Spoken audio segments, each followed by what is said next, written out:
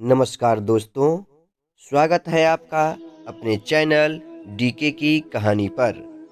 आप सुन रहे हैं चाणक्य नीति प्रथम अध्याय।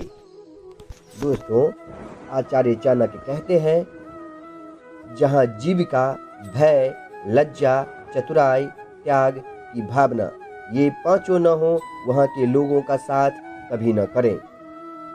जिस स्थान पर जीवन यापन के साधन न हो, जहाँ सदैव भय की स्थितियां बनती रहती हों, जहाँ लज्जाशील व्यक्तियों की जगह बेशर्म और खुदगर्ज लोग रहते हों, जहाँ कला कौशल और हस्तशिल्प का सर्वथा अभाव हो और जहाँ के लोगों के मन में जरा भी त्याग और परोपकार की भावनाएं न हो, वहाँ के लोगों के साथ तो न रहें और न ही उनसे व्यवहार करें। इसका भाव यही है कि आदमी को ऐसे स्थान पर रहना चाहिए जहाँ के लोग ईश्वर भक्त हों, परोपकारी हों, व्यवहार कुशल हों, आत्मसम्मानी हों, कर्मठ हों और बुद्धिमान हों। दोस्तों, आचार्य चाणक्य आगे कहते हैं, नौकरों को बाहर भेजने पर, भाई बांधवों को संकट के समय तथा दोस्त को विपत्ति में और अपनी स्त्री को धन के नष्ट हो जाने पर परखना चाहिए, अर्थात उनकी परीक्षा करनी चाहिए।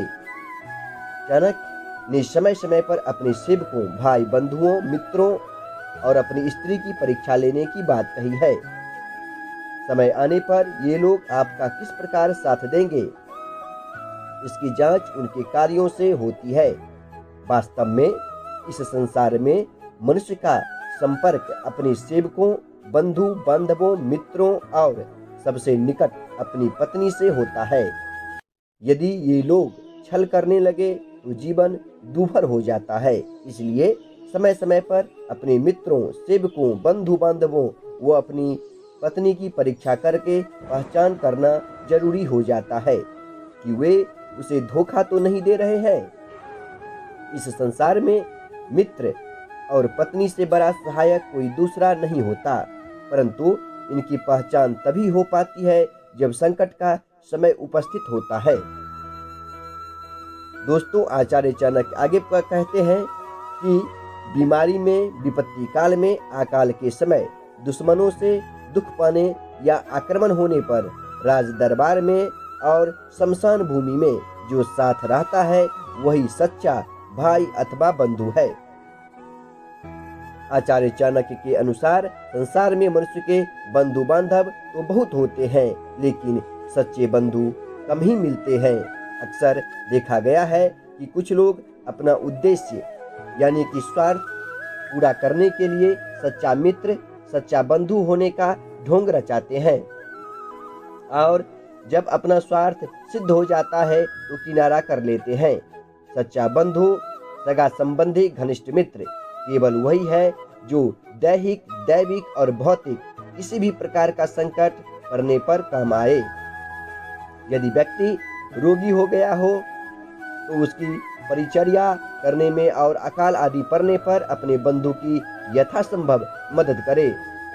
शत्रु द्वारा प्रताड़ित किए जाने पर, किसी भी प्रकार की राजकीय समस्या आ जाने पर और शोक के अवसर पर बराबर साथ दे, वही सच्चे अर्थों में बंधु कहलाने का अधिकारी है। दूसरे अर्थों में, जब मनुष्य के पास सभी सुख समृद्धि हो, उसे किसी प्रकार का कोई दुख न हो, तो सभी उसके मित्र बने रहते हैं, परंतु जब वह दुख से घिर जाता है तो उसका कोई साथ नहीं देता। इस संसार में सभी सुख के साथी हैं, दुख पड़ने पर कोई भी सहायता करने को तैयार नहीं होता और जो सहायता करता है वही मनुष्य का सच्चा बंधु अथवा मित्र कहलाता है। आचार्य चाणक्य आगे कहते हैं कि जो अपने निश्चित कर्मों अथवा वस्तु का त्याग करके अनिश्चित की चिंता करता है, उसका अनिश्चित लक्ष्य तो नष्ट होता ही है, निश्चित भी नष्ट हो जाता है। किसी ने सही कहा है, आधी को छोड़ सारी को धाबे, आधी मिले न पूरी पावे। जो व्यक्ति अपने निश्चित लक्ष्य से भटक जाता है, उसका कोई भी लक्ष्य पूरा नहीं होता। भाव यही है कि आदमी को उन्हीं कार्यों में हाथ डालना चाहिए जिन्हें वह पूरा करने की सामर्थ्य रखता है। यदि वह अपनी सामर्थ्य से बाहर का कोई काम पकड़ लेता है तो वह उसे पूरा नहीं कर पाता।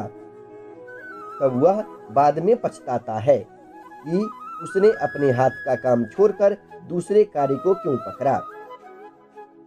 आचार्य चाणक्य आगे कहते हैं कि बुद्धिहीन व्यक्ति को अच्छे कुल में जन्म लेने वाली कुरूप कन्या से भी विवाह कर लेना चाहिए, परंतु अच्छे रूप वाली नीच कुल की कन्या से विवाह नहीं करना चाहिए, क्योंकि विवाह संबंध समान कुल में ही श्रेष्ठ होता है।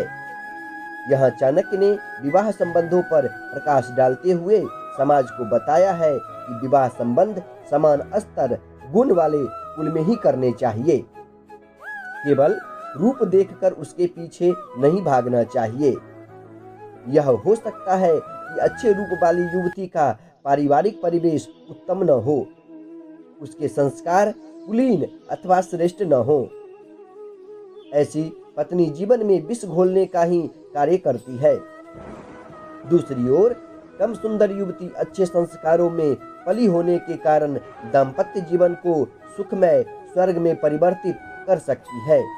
अतः रूप देखकर नहीं, जीवन साथी के गुण, संस्कार और कुल की गरिमा को परखकर विवाह रचाना श्रेष्ठ होता है। परंतु आजकल युवक इस ओर ध्यान न देकर युवती के रूप पर ही आसक्त होते दिखाई पड़ते हैं। आचार्य चाणक्य आगे कहते हैं कि लंबे नाखून वाले हिंसक पशुओं, नदियों, बड़े बड़े सींग वाले पशुओं, शस्त्रधारियों, स्त्रियों और राज परिवारों का कभी विश्वास नहीं करना चाहिए।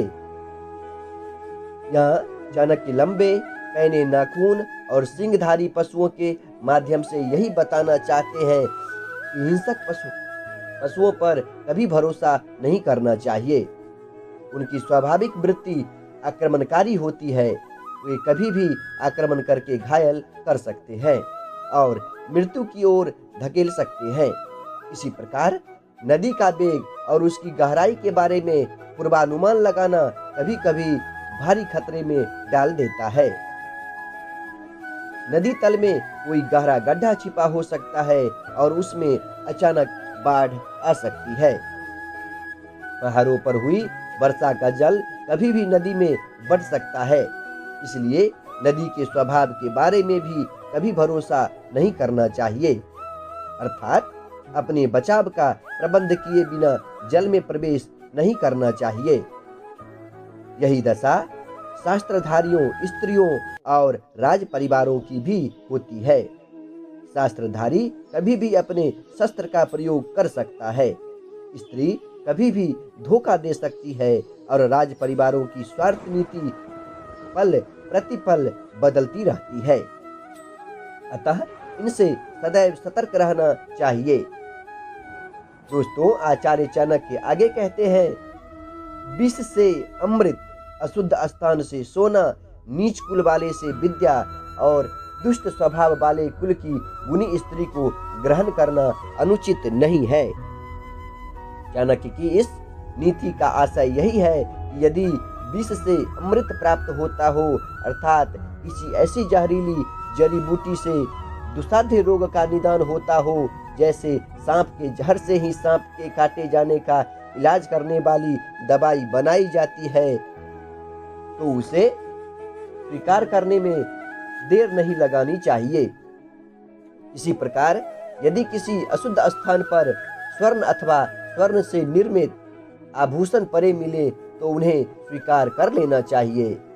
भाव यह है कि गुण जहां से भी मिले उन्हें ग्रहण करने में संकोच नहीं करना चाहिए। दुर्गुणों से युक्त व्यक्ति में भी अगर कोई सद्गुण है तो उसे अवश्य ही ग्रहण करना चाहिए। यही बात आगे भी कही गई है कि यदि नीच कुल वाले व्यक्ति से श्रेष्ठ विद्या प्राप्त हो तो उसे तत्काल ग्रहण करें, और दुष्ट कुल में जन्म लेने वाली स्त्री में यदि कुलीन गुणों का अथवा किसी विशेष कला का प्रादुर्भाव हुआ हो तो उस स्त्री को पाने में संकोच नहीं करना चाहिए। भाव यही है कि श्रेष्ठ गुण जहाँ से भी और जिस स्थिति में भी प्राप्त होते हो उसे ग्रहण करना श्रेष्ठता का ही प्रतीक है। आचार्य चाणक्य आगे कहते हैं कि पुरुषों की अपेक्षा स्त्रियों का भोजन दुगुना, लज्जा चौगुनी, साहस 6 गुना और काम यानी कि रति इच्छा 8 गुना अधिक होता है। चाणक्य के अनुसार स्त्रियां पुरुषों से 2 गुना भोजन करती है। स्त्रियों में लाज का भाव पुरुष से 4 गुना होता है। उनमें साहस पुरुष से 6 गुना होता है, अर्थात स्त्री किसी भी पुरुष से अधिक सहनशील और साहसी होती है। इसके अतिरिक्त स्त्री में रति इच्छा पुरुष से 8 गुना अधिक होती है। दोस्तों, आचार्य चाणक्य आगे कहते हैं कि चाणक्य ने ये निष्कर्ष किस आधार पर निकाले थे, इस विषय में विश्वास पूर्वक कुछ भी नहीं कहा जा सकता। उपरोक्त परिप्रेक्ष्य में आज की स्थिति सर्वथा भिन्न है। आज पुरुष का भोजन निश्चित रूप से स्त्री से अधिक है। लज्जा के बारे में निश्चित ही कहा जा सकता है कि स्त्री में लज्जा पुरुष से कहीं अधिक होती है। स्त्री पुरुष की भांति बेशर्म नहीं हो सकती। तीसरे, साहस के मामले में भी पुरुष स्त्री से कहीं अधिक साहसी होता है, परंतु सहनशीलता में स्त्री पुरुष से मीलों आगे है। स्त्री के मन की थाह पाना आसान नहीं है। वह अत्यंत साहस के साथ कितनी ही निजी जीवन की बातें को छिपा कर रख सकती है। जहां तक उसमें काम भावना की बात है तो पुरुष ही उससे अधिक कामी दिखाई पड़ता है। स्त्री एक पुरुष के साथ सारा जीवन गुजार सकती है, पर एक कामुक पुरुष एक स्त्री से संतुष्ट नहीं हो पाता। इतना अवश्य सुना है कि स्त्री जब कामांध होती है तब उसे रोक पाना किसी के भी बूते के बाहर होता है। यदि इसे चाणक्य ने आधार माना है तो ठीक ही है। दोस्तों, अगर आपको ये चाणक्य नीति अच्छी लगी हो तो आपसे हाथ जोड़कर प्रार्थना है कि आप अपने इस चैनल को लाइक कीजिए, सब्सक्राइब कीजिए और शेयर कीजिए। जय हिंद, जय भारत।